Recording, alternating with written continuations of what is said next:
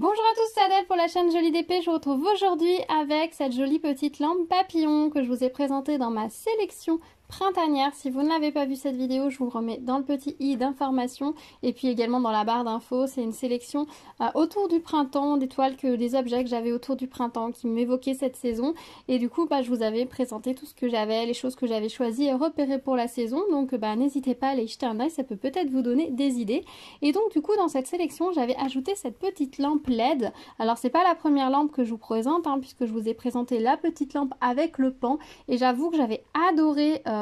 pareil, je vous mets le petit lien dans le i d'information. J'avais adoré ce format, j'avais trouvé ça très agréable à faire et c'est un très bel objet, même éteint en décoration. Je trouve ça très joli, ça a vraiment un très très beau rendu. Donc je m'étais dit que ce serait sympa d'en faire une pour ce printemps. Donc du coup j'avais choisi celle-ci, donc je l'avais reçue de chez Gutfeld et j'ai hâte de la réaliser, puisque ça fait un moment maintenant que je l'ai reçue, mais je voulais la faire pour ce printemps. Donc du coup je l'avais mis un petit peu de côté. Alors, comment ça se présente dans le kit? Ça se présente comme ça. Donc, vous avez ici la petite partie cartonnée à diamanter. Vous avez ici la base de la lampe avec les petites LED qui sont fixées au boîtier pile et avec le petit truc de fonctionnement. Les petites boules qu'il faudra mettre ensuite à travers.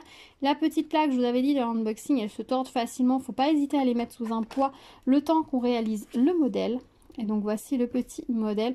Les symboles sont vraiment très très clairs, très lisibles. J'adore la couleur jaune qu'ils ont utilisée pour le fond. Au niveau de la colle, ça colle très bien. C'est encollé sur la totalité par contre. Donc là, il faudra clairement vernir une fois que vous aurez fini. Parce que sinon, les zones comme ceci vont accrocher toute la poussière qui peut s'envoler autour de vous. Ce serait vraiment dommage. Les symboles doivent être imprimés un peu plus petits que la taille des diamants, je pense. Donc ça devrait donner un rendu très très sympa. J'aime bien quand les symboles sont toujours un petit peu plus petits que les diamants. Je trouve que ça rend toujours mieux au final. On a un toolkit comme ceci, style école barquette et petit sachet zip. Et on va jeter un œil aux diamants. Je ne sais pas si on les avait regardés dans l'unboxing. Je ne sais plus. J'ai un doute. Alors, qu'est-ce que nous avons? Alors, des demi-perles rondes comme ça... façon perle de culture, des petites navettes. Je trouve très sympa ces petites navettes. Depuis que j'en ai travaillé sur mon chat lumineux, je trouve ça vraiment très joli et j'aime beaucoup quand ils en glissent dans des projets. La même version en rouge, pareil. On a un jaune qui est vraiment très clair, un peu paille.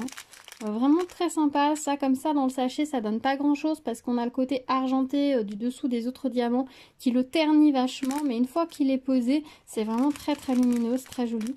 Ceux-là brillent magnifiquement bien. Des fauves, c'est joli ces couleurs fauves comme ça. Des roses, des verts. J'espère pour le coup qu'il va en rester parce que ma fille est sur une toile où il y en a des comme ça. Et je sais pas ce qu'elle a fait, il lui en manque énormément. Donc s'il en reste, ce sera cool, je pourrais l'aider, la dépanner un petit peu. Des verts, des roses et des blancs. Ce sont des blancs classiques, ce ne sont pas des blancs AB, ce sont juste des blancs classiques. Voilà, on a une belle sélection de couleurs. J'ai hâte de la réaliser, de voir ce qu'elle va donner. Déjà rien que posée comme ça avec tous les diamants, je pense qu'elle va être magnifique et allumée, ça devrait être très sympa. Écoutez, je m'y mets et puis je vous retrouve juste après avec mon avis sur cette jolie lampe. A tout de suite!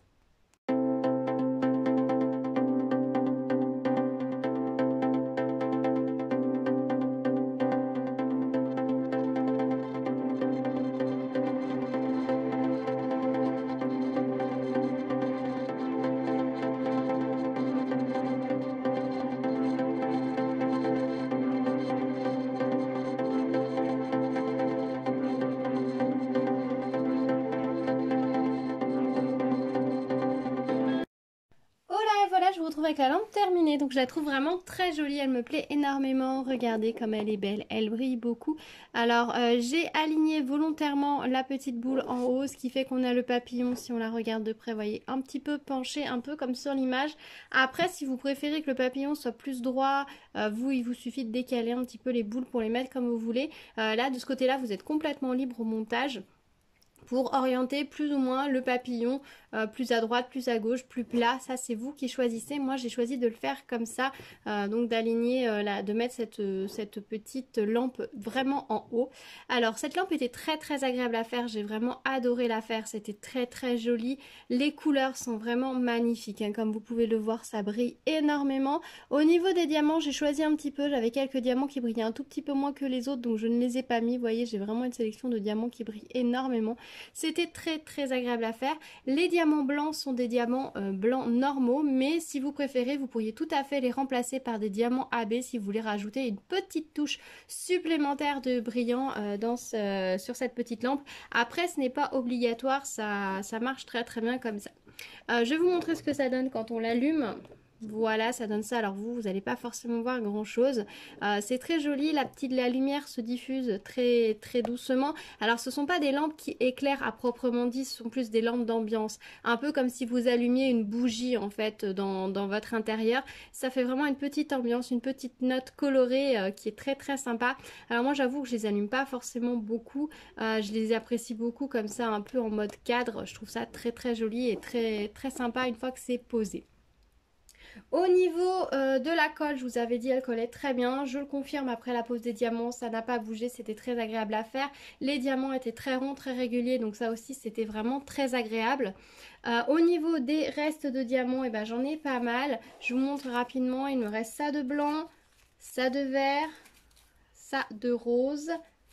Pour les jaunes du fond, il me reste tout ceci. Donc on avait vraiment pas mal de choix pour trier et choisir les diamants qui nous plaisaient. Ça pour les oranges. En strass plus gros, les trois couleurs, il me reste ceci. Donc c'est parfait. Les petites navettes, il me reste ceci. Hop là. Et pour les demi-perles, il m'en reste 5, sachant qu'il y en a besoin de 7 sur le modèle. Donc il y a largement ce qu'il faut pour choisir. Au niveau des diamants, vous voyez, cette couleur-là, elle paraissait vraiment très terne dans le sachet. Et vous voyez ce que ça donne une fois posé. Le fond ressort très bien et illumine vraiment les diamants. Donc ça fait vraiment un très très bel effet. Donc ne paniquez pas si vous voyez que certains diamants vous paraissent un peu ternes des fois sur un modèle. Attendez de les avoir posés parce que le fond que vous allez apercevoir autour va peut-être changer la couleur des diamants. Et pareil, les diamants qui sont autour font vraiment rebriller ces diamants jaunes et leur donnent vraiment un éclat jaune. Alors que c'est vrai qu'ici, il paraissait vraiment très pâle, très paille, très terne, donc c'est vraiment très sympa une fois posé.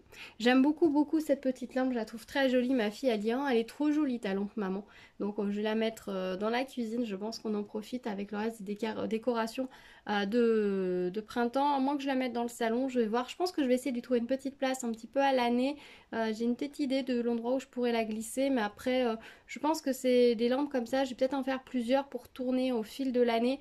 De plaisir de changer, ça prend pas énormément de place à stocker, hein. Vous voyez, c'est assez compact, les boules ne dépassent pas trop quand on les regarde sur le côté, donc arranger, évidemment vous voyez rien, arranger c'est assez facile. Voilà, moi je mets des piles rechargeables à l'intérieur, ça permet de faire des économies et c'est plus écologique. Certes les premiers jours elle va briller un peu plus, mais l'avantage c'est que si vous oubliez de l'éteindre, et ben zéro culpabilité, la pile elle sera déchargée, mais vous la remettez dans le chargeur, vous la rechargez et c'est reparti pour un tour. Alors que si vous mettez des piles non rechargeables, c'est vrai que si vous oubliez votre lampe, bah, vous avez gâché une pile. Donc c'est vrai que moi pour tout ce qui est petites guirlandes, parce que des petites guirlandes j'en ai plusieurs à la maison, ou les petites lampes comme ça, je mets toujours des piles rechargeables. Chez Action notamment, on en trouve des pas chères du tout. Alors c'est pas celles qui tiennent le plus en durée, mais pour des petites lampes comme ça, c'est vraiment suffisant. Moi je sais que j'en ai plusieurs jeux, donc je recharge régulièrement par fournée de 4 et j'ai toujours des piles d'eau chargées qui attendent de pouvoir remplacer celles qui sont déchargées et ça va vraiment nickel. Donc franchement je vous conseille vraiment les piles rechargeables pour ce genre de projet, parce que je sais pas vous, mais moi j'ai tendance à les allumer le soir parce que j'y pense et ça arrive assez souvent que j'oublie de les éteindre. Pour les décorations de Noël, les guirlandes de Noël notamment, mon fils voulait les allumer tous les soirs et on s'est rendu compte que celle dans la cuisine, on oubliait systématiquement de l'éteindre tous les soirs. Les premiers soirs, on y pense que la lumière est très forte, très dense, mais plus la pile se décharge, plus la lumière s'atténue et plus on n'y pense absolument pas. Et puis à force de l'avoir, on n'y fait plus attention. Les premiers jours, on y pense parce qu'on se rappelle l'avoir allumée, on la remarque et au bout d'un moment, elle se fond dans le décor et on n'y pense plus du tout. Donc voilà, petit tips, pile rechargeable dans ce genre de projet, ça va nickel. Au niveau de la cire, j'ai utilisé la cire, comme vous voyez, elle était de bonne qualité, j'y suis pas revenue souvent et j'ai utilisé le stylet qui allait avec, donc le toolkit était de bonne qualité et fonctionnait très bien. Voilà, bah écoutez, je pense que je vous ai tout dit pour cette lampe. Moi, je suis très contente de l'avoir réalisée, je la trouve magnifique. Donc j'ai hâte de pouvoir la poser, enfin la reposer. Pour être tout à fait honnête, hein, je l'ai finie il y a quelques jours déjà et elle a déjà trouvé sa place. Enfin, une place pour le moment, je pense que ce sera pas sa place définitive et elle réjouit énormément le cœur de ma fille, donc c'est cool. Donc bah, je vais aller la remettre là où elle était. Et puis voilà, on se retrouvera peut-être prochainement sur la chaîne avec d'autres lampes.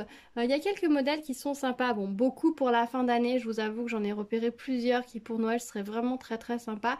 Mais j'en ai peut-être repéré une autre ou deux qui pourraient faire les prochaines saisons. Donc à voir. Vous allez peut-être voir ce support par ici prochainement. Dites-moi si vous aussi vous en avez réalisé, si vous les appréciez, si vous les allumez ou si finalement vous les gardez en décoration comme ceci, si vous les gardez en décoration posée ou si vous les avez accrochés parce que au dos on a la petite patte pour les accrocher.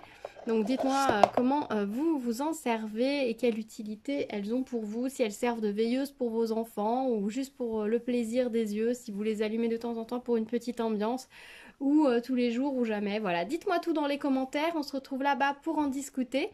Je vous remercie d'avoir regardé cette vidéo. Si vous arrivez sur ma chaîne, bienvenue à vous. N'hésitez pas à vous abonner, à activer la cloche pour être au courant des prochaines vidéos. Pas mal de petites choses comme toujours en préparation, donc restez à l'écoute. Je vous dis à très vite. Prenez soin de vous. À bientôt. Ciao, ciao.